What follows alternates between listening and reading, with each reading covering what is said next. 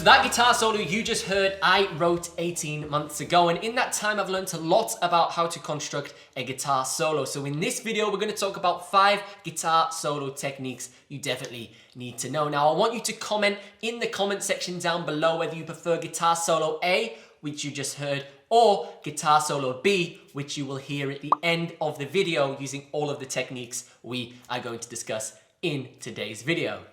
So the first technique I want to talk about is probably one of the most simplest but yet most overlooked techniques on the guitar, and that is vibrato. Now, I think vibrato is an absolute essential technique that guitarists need to be using in their guitar vocabulary. Now, I've noticed with a lot of younger guitarists and sort of my age, around the 20-year-old point of life, they're not utilizing this at all in their guitar solos or their guitar playing. Their guitar playing is super rigid. It's like,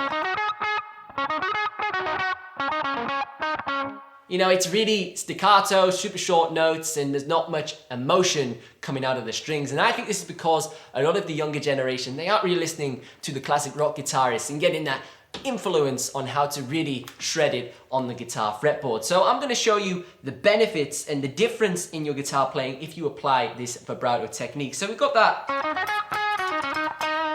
sort of boxy feel, but at the end you heard me do just a little bit of a shake to the string, and it adds so much more. Check this out.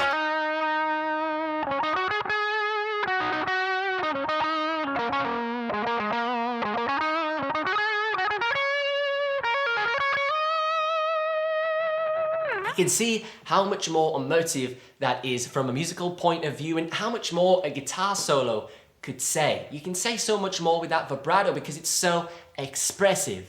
Now, the second technique I always like to use is chromatic notes. Now, because we're utilizing vibrato, this allows us to create space inside of our guitar solo. And then with this space, we can create huge impact when we come in with either loads of notes and we do something flashy, or we use these sort of chromatic notes, which I really like to do. Now, you can do this in a really complex form or a super simple form. And I'm going to sort of show you a sort of mid-level use of chromatic notes. So obviously one way to use chromatic notes is your sort of flat 5. That is a chromatic note inside of your pentatonics. If you're used to playing your bluesy solo licks, you're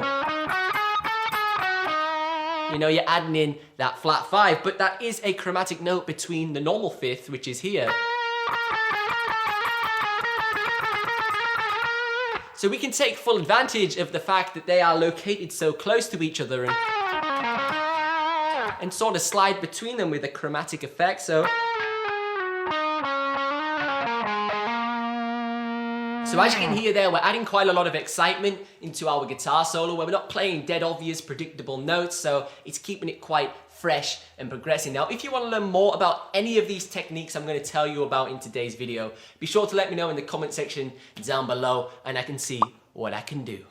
Now, the third technique I want to talk about is octaves. Now, I love octaves because it allows me to play super melodic lines, but then add a little bit more of an educated feel to them. So let me demonstrate this here. So we can play a standard E on the 7th fret and also add in a little bit of vibrato there. You heard that. And now we can sort of play a nice melodic line. So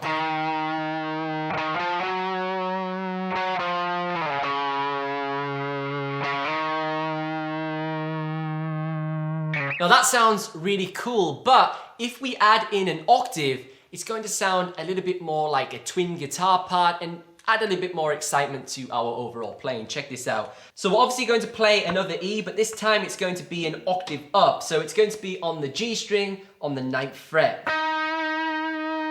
And then we can play that in unison with our octave down, and then we can just move this shape all around the fretboard and it's going to be an octave. So check this out.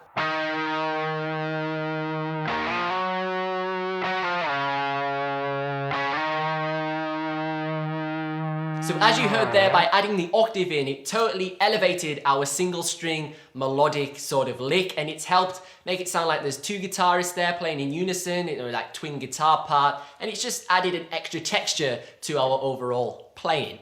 Now, on the subject of playing 2 notes, we can actually play these things called double stops. Now, a double stop is basically just like an octave. However, instead of playing an octave up, we're playing the exact same 2 notes together, we're going to harmonize the root note with maybe its minor third, major third, or the fifth, or whatever, to give a more harmonic approach to the two notes playing at the same time. So check this out.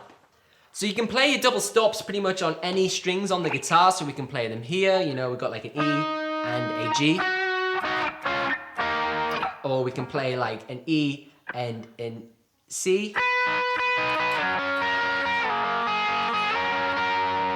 You can see how we can do different intervals within the double stop. Now again, if you want to learn more about any of these techniques, feel free to let me know in the comment section down below, and I'll try and make some videos for you to explain them further. But I like to use these double stops. A super easy way to figure out a double stop is if you know any of your scale positions.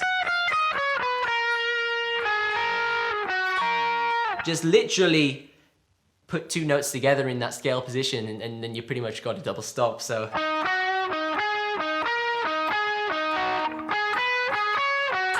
you can see how I'm coming up with double stops like forever. All inside of the scale positions, you know, just...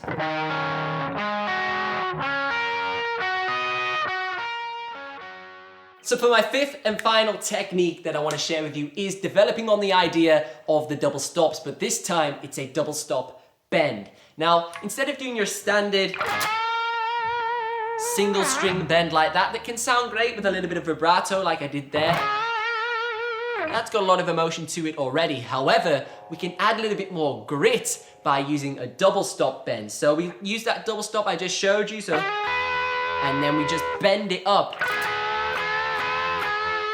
Just by like sort of a semitone bend, nothing too far. And it adds so much more attitude to your guitar playing. We can do the same here. And we can even do it with an octave bend as well. So we'll have an E, and then we'll play this D here, and we'll bend the D up to an E, and it's like a double stop bend once again.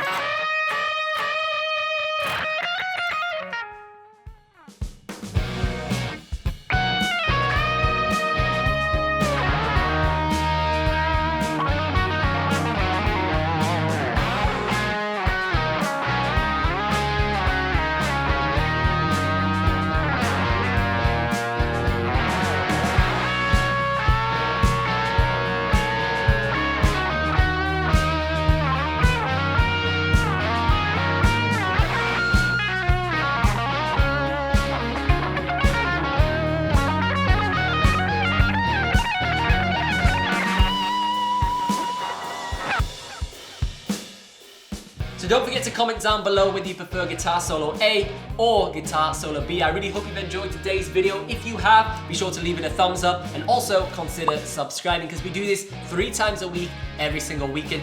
I don't miss a single upload. But as always, I've been Ben Rowlands. Thank you so much for watching. If you want to watch more videos from me, check out this video over here, and I'll see you in the next one.